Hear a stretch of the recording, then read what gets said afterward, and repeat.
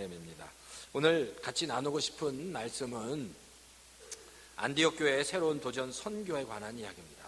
새해 첫 해 정말 하나님께서 기뻐하시는 교회, 기회가 뭔지 한번 생각하고 우리 자신을 좀 돌아보는 시간을 갖도록 하겠습니다. 미국의 명문대학을 졸업한 5명의 청년이 있었습니다. 이들 가운데 피트라는 청년이 있었는데, 이 피트라는 청년은 선교사로 헌신하고요, 그리고 선교지 일을 나가기 위해서 신혼여행까지 포기를 했습니다.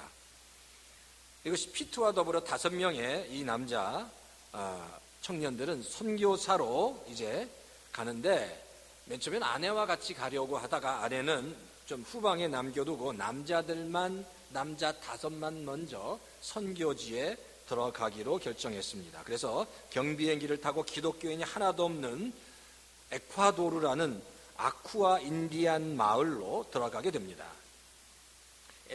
에콰도르 아우카 인디안 마을에 들어갔는데 1965년 2월 2일 날 바로 피트라는 젊은 선교사가 자기 아내에게 급한 연락을 했습니다. 그 내용이 뭐냐면 흥분한 인디언들이 자신들에게 몰려오고 있다는 겁니다. 그래서 기도해달라는 짧은 메시지를 던지고 그 연락이 끊어져 버렸습니다. 그리고 그 이튿날 구조대원과 가족들이 바로 그 아쿠아 인디안 마을 앞에 있는 해변에 갔을 때 바로 그 5명의 선교사는 싸늘한 시체로 남겨져 있었습니다. 그들은 자신들을 보호해 줄 수 있는 총과 분명한 무기들이 있었는데 그 총과 무기들을 사용한 흔적을 발견하지 못했습니다. 그들은 그저 그 인디언들에 의해서 순교를 당하게 된 겁니다. 바로 자신들의 그 남편들이 그 해변에 누워서 죽어 있는 광경을 봤던 또 다른 5명의 그 아내들은 하나님을 향해서 울부짖을 수밖에 없었습니다. 하지만 그들은 그 가운데 다시 한번 하나님께 결심을 합니다. 바로 그게 뭐냐면요, 남편이 이루지 못한 일을 우리가 이루겠다는 겁니다. 우리도 같이 죽어야 하는데 하나님께서 우리에게 생명을 주신 이유가 있을 거라고 믿고 하나님 앞에 하나님께서 우리의 생명을 살려주신 그 은혜를 보답하기로 결심합니다. 그리고 5명의 남편을 잃은 그 5명의 아내가 다시 에콰도르 아쿠카 마을로 들어가서 복음을 전하게 됩니다.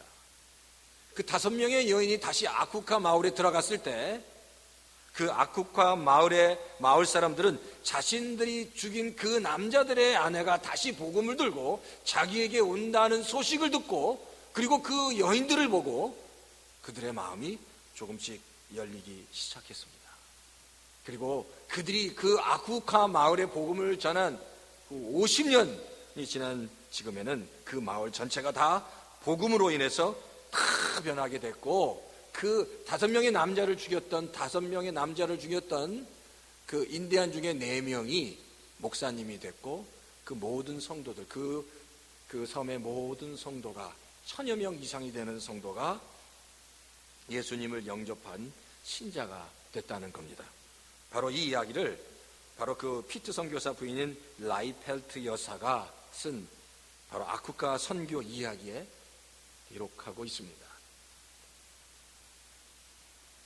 바로 이 수많은 이런 복음의 역사가, 선교의 역사를 통해서 복음이 전파되고 진행되고 있다는 겁니다. 오늘 본문의 이야기도 마찬가지입니다. 안디옥 교회에 하나님께서 5명의 리더십을 세웠습니다. 근데 하나님께서 그 5명의 리더십 가운데 바로 바나바와 바울을 최초의 이방인 선교를 위해서 선교사로 파송하는 장면입니다. 철저하게 성령께서 역사하셔서 성령의 인도함을 따라서 하나님의 명령하셔서 바로 안디옥 교회는 바로 바나바와 바울을 선교사로 파송합니다. 근데요, 그냥 파송하는 것이 아니라 바나바와 바울을 파송하는데 온 교회가 하나가 됐다는 겁니다. 꼭 이거예요. 그 교회에서 가장 중요한 리더십, 가장 영향력 있는 리더십, 가장 정말 그들에게 영향력을 끼쳤던 바로 담임 목사 같은 영적 지도자를 선교사로 보내는데 다 같이 기쁜 마음으로 보냈다라고 성경은 기록하고 있습니다. 오늘 이제 본문의 내용이 바로 그 내용입니다. 그리고 첫 번째, 바울과 바나바의 첫 번째 1차 전도 여행이 시작되고 그 1차 전도 여행을 통해서 일어난 사건이 오늘 본문에 기록되어 있다는 겁니다. 그래서 오늘 본문을 통해서 몇 가지 중요한 교훈을 같이 나누도록 하겠습니다. 첫 번째는 선교는요, 하나님의 명령이고 하나님의 마음이다라는 겁니다. 하나님의 명령이고 그 성경 안에는 하나님의 마음이 담겨져 있다는 겁니다. 여기서 우리가 주목해야 될 게 그겁니다. 안디옥 교회가 무엇을 위해서 세워졌냐는 겁니다. 지금 우리가 안디옥 교회에서 지금 배우고 있잖아요. 사도행전 지금 13장부터 계속 안디옥 교회, 11장부터 이미 안디옥 교회에서 이야기를 하고 있는데, 이 안디옥 교회가 무엇 때문에 세워졌냐는 겁니다. 어떤 목적을 가지고 세워졌는지를 알아야 하는 겁니다. 무엇 때문에 세워졌습니까? 안디옥 교회 무엇 때문에 세워진 거죠? 세워진 이유가 뭡니까? 이유는 딱 한 가지입니다. 뭐 하기 위해서? 복음을 전하기 위해서, 이방인들에게 복음을 전하도록 하기 위해서 안디옥 교회가 세워졌다는 겁니다. 그래서 안디옥 교회가 세워져서 수많은 이방인 교회들이 세워집니다. 그리고 수많은 이방인 성도들이 일어나기 시작했다는 겁니다. 그러니까 안디옥 교회가 세워진 이유는 뭐라고요? 이방인에게 복음을 전하기 위해서 세워졌다는 겁니다. 그럼 안디옥 교회를 세운 교회가 어떤 교회입니까? 생각하세요. 안디옥 교회를 세운 교회, 제가 많이 말씀을 드렸는데 안디옥 교회를 세운 교회는 바로 예루살렘 교회입니다. 예루살렘 교회가 최초의 교회라고 얘기해요. 그럼 예루살렘 교회, 최초의 교회인 예루살렘 교회는 그 세워진 목적이 뭡니까? 그 이유가 뭘까요? 하나님께서 왜 그럼 예루살렘 교회를 세운 겁니까? 똑같습니다. 그들에게도 뭘 하기 위해서요? 복음을 전하도록 하기 위해서입니다. 하나님의 말씀을 전하도록 하기 위해서입니다. 그러니까 여기서 우리가 그럼 유추할 수 있어요. 뭘 유추할 수 있어요? 하나님께서 교회를 세우신 목적이 무엇인지를 우리는 알 수 있습니다. 하나님께서 우리 얼반 열린 교회를 세우신 목적이 무엇인지를 알 수 있다는 거예요. 그 이유가 뭡니까? 복음을 전하도록 하기 위해서, 세상을 향해서 복음을 전하도록, 세상을 향해서 선교하도록, 전도하도록 하기 위해서 하나님은 하나님의 교회를 세우셨다는 겁니다. 왜냐하면 복음을 전할 때, 세상을 향해서 복음을 전할 때, 말씀을 전할 때, 그리고 하나님을 전할 때 그 성도 가운데 하나님의 그 은혜를 경험하게 되고 성령이 역사하기 때문입니다. 내가 복음을 전할 때 그때 하나님이 역사하는, 그때 하나님을 경험할 수 있는 겁니다. 바로 그런 은혜가 교회 가운데 있어야 됩니다. 그러면 도대체 왜 선교해야 되느냐라고 질문했을 때 우리가 몇 가지 대답할 수 있습니다. 왜 선교를 해야 되는가? 그 교회가 왜 선교를 해야 되는가? 제가 4가지 정도로 정리를 했는데, 첫 번째는요, 이게 주님의 명령이기 때문입니다. 우리 교회가 선교해야 돼. 주님의 명령입니다. 사도행전 1장 8절에 뭐라고, 너희가 성령이 임하면, 너희에게 성령이 임하면 뭐라고요? 가까운 데부터 예루살렘과 유다와 사마리아와 땅 끝까지 복음을 전하라. 그리고 마태복음 28장 18절에서 20절에 보면 하나님 아버지와 아들과 성령의 이름으로 뭐하라? 세리를 주고 제자를 삼으라는 겁니다. 세상을 향해 복음을 전하라는 명령이다라는 거예요. 두 번째, 교회와 선교와의 관계 때문입니다. 왜냐하면 선교는 교회의 본질입니다. 그리고 교회의 가장 중요한 사역은 선교입니다. 교회의 본질은 선교고요, 교회의 본질은 선교고, 그리고 선교는 교회의 가장 중요한 사역이다라는 겁니다. 그러니까 이 선교해야 돼요. 전도해야 됩니다. 복음을 전해야 합니다. 교회가 그렇게 해야 되고요. 또 누가 그렇게 해야 돼요? 누가 그렇게 해야 됩니까? 성도들이 그 일을 감당해야 합니다. 믿으십니까? 자신이 없으십니까? 믿으십니까? 예, 다영이가 제일 크게 맞습니다. 우리 가슴에, 우리 마음에 내가 주님을 위해서 복음을 전해야겠다라는 그 마음이 내 안에 있어야 합니다. 그게 내가 살아있다는, 하나님 앞에서 살아있다는 증거입니다. 그렇죠? 그게 우리에게 필요하다는 겁니다. 세 번째는요, 전하지 않고서는 견딜 수 없는 사명감을 하나님의 자녀들에게 주셨습니다. 이게 지금 내가 살아있는지 없는지를 스스로 이렇게 점검할 수 있는 겁니다. 하나님의 자녀는요, 그런 사명을, 내가 복음을 전하지 않으면 정말 감당할 수 없는 그런 뜨거운 마음이 있는 건 살아있는 성도입니다. 왜냐하면 하나님 우리를 파수꾼이라고 얘기하셨어요. 근데 파수꾼의 직분이 뭐냐면, 자신이 받은 메시지를 전달하지 않으면 그것으로 인해서 생기는 사고에 대해서 자신이 책임을 져야 합니다. 파수꾼이 뭐라고요? 파수꾼은 자신이 받은 그 메시지를 전달해야 됩니다. 그걸 전달하지 않고 갖고 있으면, 그리고 사고가 나면 그 책임을 다 파수꾼이 지어야 하기 때문이다라는 겁니다. 사도 바울도 그래요. 내가 복음을 전하지 않기 때문에 나에게 화가 있을 것이다라고 얘기합니다. 복음을 전하지 않은 것으로 내가 화를 당할지 모르겠다라고 말씀하고 있다는 겁니다. 그러니까 이 파수꾼은 그 복음을, 메시지를 받은 자는 그 내가 메시지를 받았다는 것을 전하는 자가 되어야 한다는 겁니다. 그러니까 우리가 다 이 복음의 파수꾼들로서 그 메시지를, 내가 받은 메시지를 세상을 향해 전해야 돼요. 근데 그 메시지를 받을 때 정말 이게 실감나게, 정말 내 가슴 속에 확 와닿게 받게 되면 가만히 있을 수가 없습니다. 막 이야기를 해야 되는 겁니다. 왜? 그 하나님이 주시는 그 은혜로 인해서 복음을 전할 수밖에 없다는 겁니다. 네 번째는 선교하는 교회는 부흥합니다.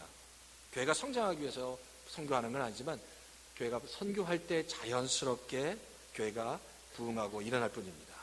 왜냐하면 그렇잖아요. 물도 고여 있으면 썩는데 자꾸만 새로운 물이 공급되어지고, 자꾸만 물이 흐르고, 새로운 물이 공급되어지고 흘러나갈 때 하나님의 그 놀라운 역사를 경험합니다.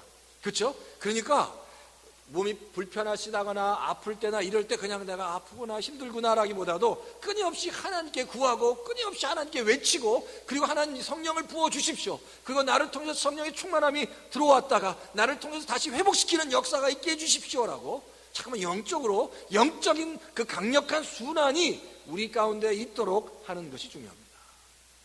자꾸만 새로운 물이 들어왔다가 흘러나가도록 해야 합니다. 그래야 그 샘이 더 온전하고 더 깨끗한 샘이 될 수 있기 때문이다라는 겁니다. 그러니까 하나님 우리를 뭘로 만드셨냐면, 이런 물을 담아두는 탱크나 저수지로 만드는 것이 아니라 파이프로, 하나님의 은혜를 늘 흘려 보내야 할 파이프로 만들었다는 겁니다. 그러니까 어제 받은 은혜로 오늘 살아갈 수 없고, 오늘은 오늘 하나님께서 나에게 주시는 은혜로 살아가야 합니다. 그리고 끊임없이 하나님의 은혜를 받고 그 은혜를 흘려 보내야 합니다. 누구에게? 내 주변에 있는 사람들에게. 그럴 때 살아 계신 하나님을 경험하게 됩니다. 그러니까 우리가 받은 건 나누어야 합니다. 적으면 적은 대로 나누고, 많으면 많은 대로 자꾸만 나누고 베풀어야 됩니다. 섬길 때 그때 하나님의 역사가 일어나는 겁니다. 놀라운 그런 역사가 2014년 우리 얼바인 연합회가 더 많이 나눠주는 교회, 더 많이 베푸는 교회, 더 많이 섬기는 교회. 한번 따라해 보시게. 더 많이 베푸는 교회. 다시 말을 참 잘 맞춰. 더 많이 베푸는 교회. 다시 한번. 더 많이 베푸는 교회. 더 많이 섬기는 교회. 더 많이 섬기는 교회. 더 많이 나누는 교회. 더 많이 나누는 교회. 베풀고 섬기고 나누는 교회. 더 많이 베풀고 섬기고 나누는 가정. 더 많이 베풀고 더 많이 섬기고 더 많이 나누는 내가 될 때 하나님께서 그걸 통해서 역사하시는 겁니다. 그렇죠? 두 번째는 선교에는 반드시 영적 전투가 있다는 겁니다. 본문에 보니까 바울이요, 바나바와 함께 그 키프로스라는 섬에 갔습니다. 키프로스는 우리말 성경에, 개역 성경에 보면 구브로라고 나왔습니다. 구브로라고 보면, 자 보세요. 구브로 하면 생각나시는 사람이 있으신가요? 구브로. 누가 생각나세요? 우리가 많이 얘기했는데 구브로 출신에서 아주 유명한 사람이 있습니다. 누굴까요? 제가 얘기를 많이 했는데 누굴까요? 구브로 출신의 아주 유명한 사람, 베드로. 구브로 출신의 아주 유명한 사람은 바나바입니다. 우리 다혁이가 아주 그래도 열심히 답을 했는데, 지금 우리가 지금 바나바 얘기하고 있잖아요. 지금 계속해서 바나바 얘기하고 있는 거예요. 그러니까 이 바나바와 바울이 지금 안디옥에서 파송을 받고 어디를 갔어요? 구브로에 갔습니다. 그게 뭐예요? 지금 자기 고향을 첫 번째 선교지로 삼은 겁니다. 그러니까 이게 처음에 선교할 때는 가까운 데부터, 내가 익숙한 데부터 가는 것이 중요합니다. 제가 작년 12월 30일 날 멕시코를 다녀왔습니다. 우리 사모랑 우리 스텔라 전사님 세 명이서. 근데 참 스케줄을 내기가 참 힘들었어요. 그러니까 크리스마스 전에 가려고 그렇게 애를 썼는데 같이 갈 사람이 마땅치가 않았습니다. 여러 가지 막 바빠서 못 가고, 어쨌든 해가 넘어가기 전에 갔습니다. 그러니까 가까운 데 있으니까 가니까 좋더라고요. 그러니까 갈 때는요, 또 가려고 하니까 우리 제임스 목사님 통해서 그 멕시코 넘어서 그 1번 하이웨이를 타고 이제 엔세나다를 가는데, 그 엔세나다로 가는 1번 넘버원 시닉 드라이브가 이게 지진으로 무너졌다는 거예요. 그러니까 야, 못 가겠구나. 근데 전화를 해봤더니 선교사님 좀 돌지만 오시면 됩니다라고 얘기해요. 그러니까 안 오시면 너무너무 섭섭해 하시더라고요. 그래서 와달라고 계속 갔습니다. 근데 생각보다 시간이 많이 걸리지 않았어요. 근데 가니까 좋았어요. 참 좋았어요. 선교사님이 너무너무 반가워해 하더라고요. 우리가 가져간 선물이 대단한 건 아니었지만 그 선물을 보고 너무너무 반가워하고 이 선물을 아이들에게 나눠줄 생각하니까 너무너무 좋아하시더라고요. 가까운 데부터 선교해야 한다는 겁니다. 자, 근데 오늘 본문에 보니까 그래요. 가까운 곳에 이제 키프로스에 선교를 하는데, 처음에는 그 살라미라는 곳에서 복음을, 이 키프로스가 이렇게 동서로 이렇게 긴 섬입니다. 근데 처음에 살라미에서 복음을 전했고, 이렇게 서쪽으로 쭉 최소한 한 200km 이상을 가서, 그 성경에 보면 바보라고 했는데 이게 영어로는요 파퍼스라는 도시에 이르러서 복음을 전하는데, 그때 누구에게 복음을 전했냐면 총독, 그 당시 로마 총독 서기오 바울이라는 사람에게 복음을 전했습니다. 근데 보세요, 이 명칭 자체가 로마 총독 서기오 바울이기 때문에 그동안 바울의 그 선교를 통해서 만난 어떤 누구보다도 가장 높은 사람이었습니다. 로마 총독이었기 때문에 그에게 바로 복음을 전하는데 큰 방해가 생겼습니다. 그와 늘 함께 있었던 바예수라고 하면 주술사가 있다고 성경은 얘기합니다. 오늘 8절에 보니까 바예수라고 하는, 또 번역하면 엘루마라고도 하는, 누구예요? 바예수, 엘루마라고 주술사가, 마술사가 그 옆에 있었다는 겁니다. 항상 그 마술사가 그 총독 서기오 바울 옆에 있었다는 거예요. 그 얘기는 뭐냐면 이 주술사인 이 바예수가 굉장히 영향력이 있었다는 겁니다. 그래서 그 총독에게도 영향력을 미쳤고 그 지역에도 굉장히 영향력을 미쳤던, 나쁜 영향력이지만 영향력을 미쳤던 사람이었습니다.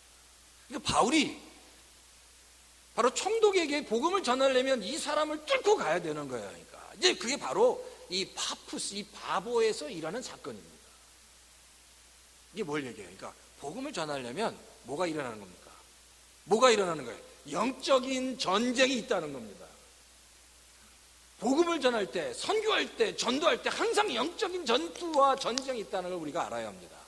그렇죠? 그게 항상 영적인 전투가 있기 때문에 그것을 늘 예비하고 준비해야 한다는 겁니다. 그리고 그걸 준비하고 기도하고 말씀으로 준비해야 되는 겁니다. 그래서 에베소서 6장에 보면 바울이 그렇게 얘기해요. 성령의 전신갑주를 입으라고 얘기합니다. 성령의 전신갑주는 믿음으로, 기도로, 말씀으로 준비하는 겁니다. 근데 선교할 때는 항상 여러 가지 일들이 벌어집니다. 제가 우리가 지난 여름에 멕시코 선교를 갔잖아요. 제가 분명히 멕시코 선교를 갔을 때 우리 제임스 목사님이랑 예산을 짜 보니까 15,000불이라는 예산이 필요했습니다. 그리고 사실 15,000불이라는 예산이 필요할 때 그 예산이 한 3개월이나 2개월 전까지만 해도 15,000불, 한 1,000여 불밖에 없었습니다. 근데 하나님께서 그거를 딱 2개월 만에 채워주시는 것을 보고 우리가 참 정말 놀랄 수밖에 없었어요. 그리고 아이들이 간다고 하니까 처음에 부모님들이 굉장히 걱정하시는 걸 봤습니다. 아이들이 가니까 혹시 이거 어떻게 알지도 못하는 멕시코에 가서 또 무슨 일이나 일어나지 않을까, 그런 걱정을 많이 했어요. 그런 걱정들, 고민들이 있었습니다. 근데 그것들을 다 뚫고 하나님께서 그 선교를 통해서 놀라운 일들을 보여주셨다는 겁니다. 또 재밌는 건요, 그리고 또 아주 참 선교 현장에서는 정말 이 힘이 바짝바짝 마른 일이 있었는데, 아시는 분은 아실 거예요. 그 집을 지어줬을 때 그 집을 지어주는 그분이 너무 감사해서 음식을 준비했어요. 사비체라는 음식을 준비했는데, 그 사비체가 어떤 음식인 줄 아세요? 멕시코에서 있는 생선, 날생선에다가 레몬을 짜서 이렇게 좀 익히는 겁니다. 그리고 거기다가 무슨 토마토나 양파나 갖은 야채를 버무려서 먹는 건데, 그 사비체가 멕시코 사람들은 아주 주식인 것 같아요. 아주 좋은 아주 대접할 때, 손님 대접하는 좋은 음식이라는 거예요. 그 사비치를 먹었는데, 바로 그게 날냉선을 햇빛이 쨍쨍 내리쬐는 낮에 한 2시간 동안 그걸 놓고 사비체를 다 먹었더니, 사실 교사들이 그걸 먹고 나서 다 배탈이 났어요. 다 배탈이에요. 근데 그때 미셸 선생님은 그날 저녁부터 너무너무 배가 아파갖고 결국 이머전시에 가갖고 뭉게를 이틀 동안이나 맞았는데, 참 제임스 목사님도 그렇고 저도 우리 미셸이 빨리 회복이 돼야 되는데 참 걱정을 많이 했어요. 그러니까 그런 일들이 일어나는 거예요, 선교 현장에 가면. 그런데 감사한 건 그런 일들이 일어나고, 제가 나중에 봤더니 교사들은 말은 안 해도 다 그냥 이상하게, 우리 유스 그룹은 아무 문제도 없었는데 청년들이나 우리 교사들은 다 그냥 설설하더라고요. 설설 많이 하지 않아도 많이 힘들었습니다. 근데 이런 일 저런 일에 아무도 불평하지 않았습니다. 그리고 무사히 다 돌아왔습니다. 근데 선교 갔다 오면 이런 일 저런 일이 다 있는 거죠. 그런 것들을 예상하는 겁니다. 그러면 그런 일들이 있으니까 선교하지 말아야 되는 건가요? 그렇지 않다. 그럼에도 불구하고 또 선교는 또 가야 하는 겁니다. 이게 다 영적인 전쟁이고 전투라는 겁니다. 다음에 갈 때 음식은 또 조심해야겠죠. 근데 선교 앞에 전도할 때, 복음을 전할 때 이러한 일들이 수없이 많이 이런 일들이 일어납니다. 그 전도와 그 선교를 방해하는 일들이 수없이 많이 일어난다. 근데 그럼에도 불구하고 하나님의 말씀과 복음은 선포돼야 한다는 겁니다. 우리 열반 연일교 성도 여러분, 저는 우리 성도님들이 좀 더 정말 이 말씀을 붙잡고 말씀을 정말 기쁨으로 같이 좀 더 많이 나누는 성도님이 되시면 좋겠습니다. 2014년도에 그냥 내가 받은 은혜로 하나님 좋습니다, 내가 받은 말씀으로 좋습니다가 아니라, 내가 받은 말씀을 내 주변에 있는 성도들에게, 친구들에게 더 많이 나누고, 더 많이 베풀고, 더 많이 섬겨서 정말 하나님께서 부어주신 은혜가, 채워진 은혜가 나를 통해서 흘러넘쳐서 내 주변에 있는 사람이 더 영적으로 풍성해지는 놀라운 역사가 우리 열반 열린교회 성도들 가운데 있기를 주의 이름으로 축원합니다. 자꾸만 같이 하나님의 은혜를 흘러보내는 성도,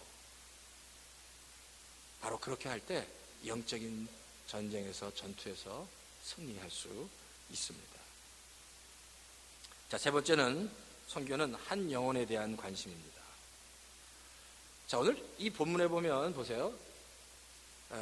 바울이 바로 그 키프러스에 갔을 때, 이 구브로에 갔을 때 첫 번째 살라미에서도 복음을 전했고 파푸스, 바보에서도 복음을 전했는데, 거기서 그 복음을 듣고 결신한 성도 한 사람이 등장합니다.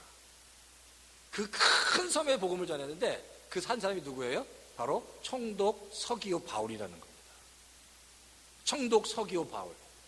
그러니까 모르겠어요. 다른 사람들이 다 이 복음을 듣고 변했는지는 모르겠지만, 지금 바울이 지금 누가가 기록하기는 딱 한 사람이 변한 겁니다. 누구요? 총독 서기오 바울이 변한 겁니다.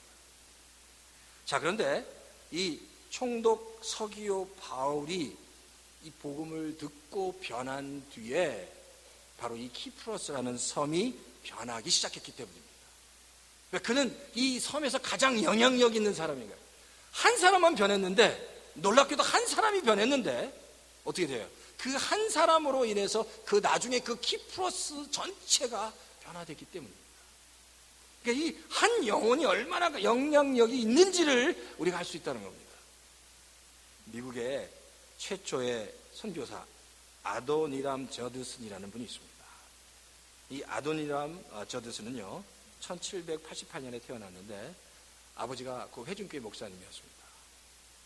그래서 어릴 때는 아주 신앙생활을 잘했고 굉장히 똑똑하고 수재였습니다. 대학을 갔는데 친구를 잘못 사귀었습니다. 이 범신론, 그러니까 모든 세상 만물에 신이 있다고 믿는 겁니다. 모든 세상 만물마다 신이 있다고 믿는 범신론에 빠져 있는 친구랑 사귀었는데 이 아도니람 저드슨도 이 범신론자가 된 거예요. 그러니까 목사님 아들이 범신론자가 된 겁니다. 그리고 교회를 떠났습니다.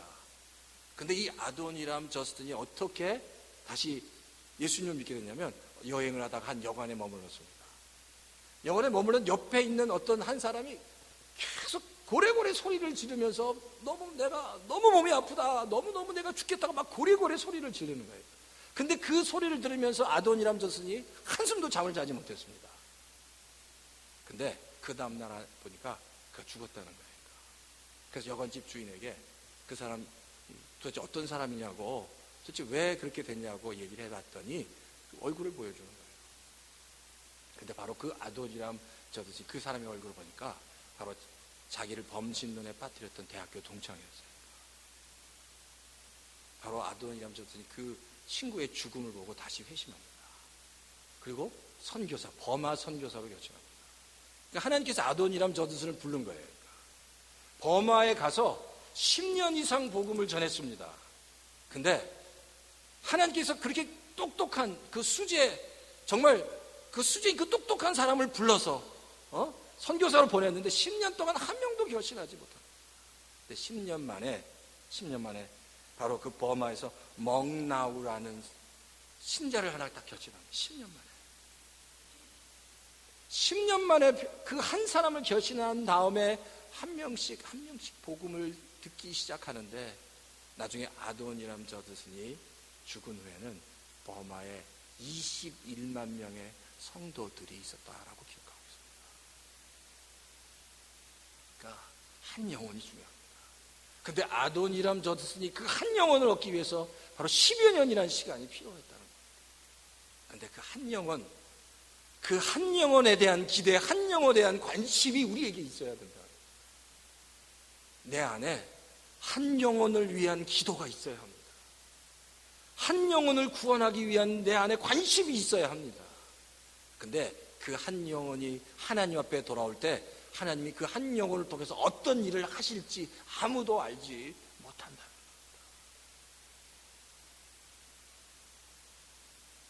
사실 그래요. 우리가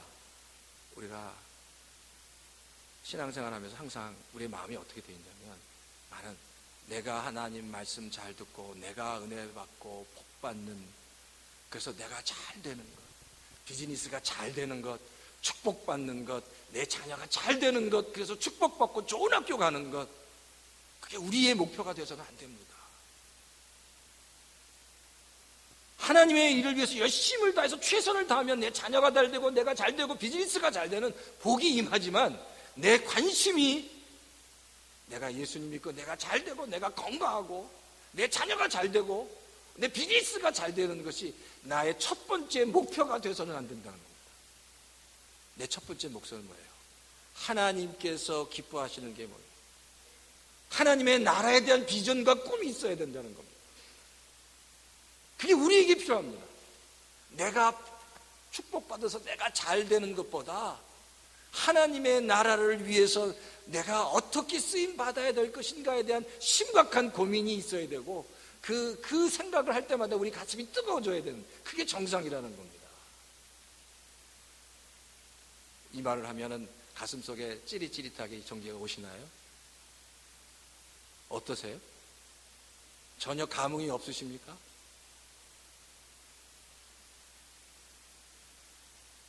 다시 우리 가슴을, 우리의 마음을 다시 기경해야 합니다. 나를 위해서 신앙생활하는 게 아니라 하나님을 위해서. 그리고 하나님이 말씀하신 정말 그 하나님의 나라를 위해서 내가 죽더라도, 내가 연약하게 쓰러질지라도 정말 하나님께서 기뻐하시는 복음을 위해서 내가 쓰임 받는 기쁨이 있어야 됩니다. 그게 정말 살아있는 겁니다. 때때로 아노니람 저듯은요, 이 버마에서 복음을 전하는데 사실 말로 다 할 수 없는 푹토병을 겪어서 그 자녀가 다 죽습니다. 아내마저 죽습니다. 그런데 복음은 전하지만 결실하는 사람이 없는 거예요. 그런데 하나님이 그 멍나우라는 한 명의 영혼을 통해서 버마의 복음이 들어가죠. 한 사람. 이게 누가 어떤 선교사 이야기가 돼서는 안 됩니다. 그런데 내 눈을 돌려서 하나님 그렇습니다. 내 인생 가운데 하나님께서 정말 귀하게 기뻐하게 쓰임받는 제가 되기 원합니다. 제 자녀가 되기 원합니다. 다 선교사가 되라는 얘기도 아니에요. 다 목사가 되라는 얘기도 아닙니다. 목사님이 되라는 얘기도 아니에요. 내가 하나님의 나라를 위해서 쓰임받는 기쁨이 있어야 합니다. 그것이 바로 우리에게 더 큰 기쁨이 되어야 합니다. 내가 잘 되는 것보다. 그럼 자연스럽게 하나님이 축복해 주시죠. 하나님이 역사해 주십니다. 그러니까 2014년도 우리는 열매를 맺자고 했잖아요. 하나님 앞에서 요한복음 15장 5절처럼 열매를 맺는 거예요. 우리가 하나님 안에 거할 때, 그리고 하나님의 말씀이, 하나님의 은혜가, 하나님의 능력이 내 안에 거할 때 우리 안에서 자연스럽게 열매가 맺어집니다. 제가 어떤 성도님 보면 정말 나이가 들어서 영혼 구원에 대한 이 간절한 마음이 들었어요. 그러니까. 그래서 어쨌든 간에 영혼 구원하려고 애쓰시는 분을 볼 때마다 제 가슴이 너무너무 이 가슴이 뜨거워집니다. 내가 잘 되는 게 아니라 영혼을 위해서, 그 죽어가는 내 영혼들을 위해서 관심을 갖고, 그리고 나를 통해서 하나님 나를 사용해 주십시오. 비록 하나님 내가 때때로 힘들어지고 어려워질지라도 나를 통해서 하나님의 영광이 드러나게 해 주십시오. 내가 정말 나누는 자가, 섬기는 자가, 베푸는 자가 되게 해 주십시오. 그래서 축복의 통로가 되게 해 주십시오라고 믿음으로 기도할 수 있는 성도가 될 때 그 성도를 하나님께서 진정으로 기뻐해 주실 줄 믿습니다. 그런 은혜가 이기적이지 않는, 정말 하나님 앞에서 정말 이기적이지 않고 하나님 나를 사용해 주십시오라고 진심으로 고백할 수 있는, 그래서 더 놀라운 하나님의 축복을 경험하시는 그런 2014년도가 되시기를 주의 이름으로 축원합니다. 자, 이 시간 한번 우리 다 같이 기도하죠. 하나님, 내가 당신의 도구로 쓰임받기 원합니다 라고 기도하십시오. 그러면 하나님께서 그 사람을 사용하실 겁니다. 붙잡으실 겁니다. 하나님께 도구로 사용된 자를 하나님께서 사용하기 시작하면 그 인생 가운데 또한 놀라운 일들이 일어날 겁니다. 하나님 정말 나를 사용해 주십시오. 나를 사용해 주십시오. 내 인생이 나만을 위해서 살아가지 않고 나만 축복받기 위해서, 나만 잘되기 위해서, 나만 복받기 위해서, 나만이 아니라 나를 통해서 하나님의 복이 주변에 흘러넘치는 존재가 되게 해 주십시오. 나를 통해서 하나님의 말씀이 주변으로 흘러넘쳐서 그 생명이 전파되는 역사가 있게 해 주십시오. 나를 통해서 내 가족이 살고, 나를 통해서 내 자녀가 살고, 나를 통해서 내 주변에 있는 성도가 살고, 나를 통해서 목장 식구가 살고, 나를 통해서 교회 모든 성도가 살고, 믿지 않는 자들이 살고 회복되는 역사가, 하나님 나를 하나님의 정말 도구로 사용해 주십시오. 주여, 우리 성도님들을 하나님의 도구로 사용해 주십시오.